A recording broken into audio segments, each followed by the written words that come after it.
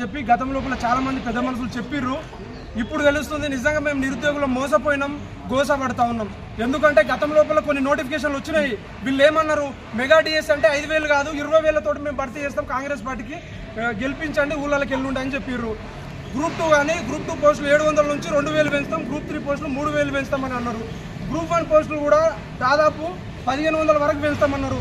అధికారంలోకి వచ్చి 2 సంవత్సరాలు గడుస్తూ ఉన్నా ఢిల్లీకి 54 సార్లు పోయినటువంటి సీఎం రేవంత్ రెడ్డి గారు కనీసం 2 నిమిషాలు కూడా చిక్కడపల్లి లైబ్రరీ నుంచి సచివాలయం మరియు సెక్రటేరియట్ వరకు కేవలం 2 కిలోమీటర్లు ఉంటుంది.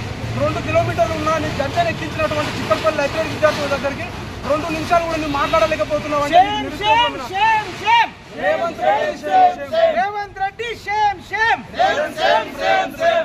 ఇంకోటి, తెలంగాణలో మేధా సార్ అంటే మాకు ఎంతో గౌరవం ఉంది. కోదండరాం సార్కు ఎమ్మెల్సీ పదవి ఇచ్చినా కానీ కూడా మేము ఒక సీఎం కన్నా ప్రధానమంత్రి కన్నా ఎక్కువ ఊహించుకున్నాం. కానీ కోదండరాం సార్కి ఎమ్మెల్సీ పదవి వచ్చినంత మాత్రన్నారు సంవత్సరం వరకు ఇంతవరకు స్పందించలేరు. ఎమ్మెల్సీ పదవి పోయిన తర్వాత ఇప్పుడు స్పందిస్తున్నాడు.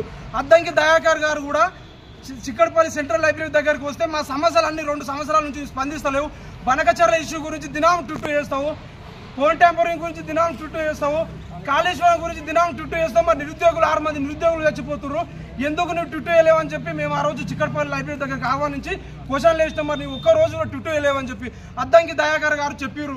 మీ బాధలు వాస్తవమే, నేను సీఎం దగ్గరికి కల్పిస్తాను, ఒక 5-6 రోజులు నేను సీఎంని కల్పిస్తానని చెప్పి తర్వాత కాల్ చేస్తే కూడా రేపు రిజర్వేషన్ ఇష్యూ అని చెప్పి రేపు అని చెప్పి వాయిదా చేసారు. త్వరలో నోటిఫికేషన్ అంటే మేము ఉద్యోగ నోటిఫికేషన్ అనుకున్నాం, కానీ వాళ్ళు స్థానిక సంస్థల ఎన్నికల నోటిఫికేషన్ అని చెప్పి ఇప్పుడు మాకు స్పష్టంగా అర్థమవుతుంది.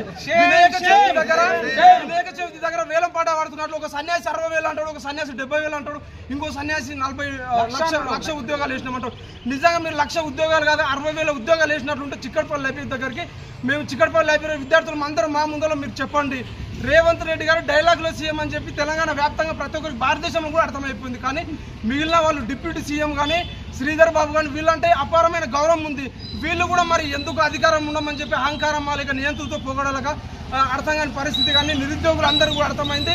ఆల్రెడీ నిరుద్యోగులు అందరం కూడా నిరుద్యోగ ద్రోగులుగా కోదండరాం సార్ని కానీ రియాజ్ సార్ని కానీ ఇంకా కొందరిని ప్రకటించబోతున్నాం. ఇంకా 3 సంవత్సరాలే, ఇంకా 30 సంవత్సరాల వరకు మీకు అధికారం రాదు.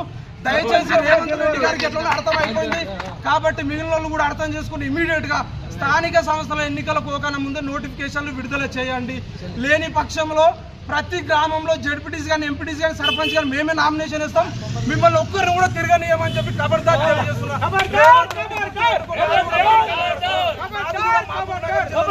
ఈరోజు మహబూబ్ నగర్ సీఎం రేవంత్ రెడ్డి అంటే ఇజ్జత్ తీసురు.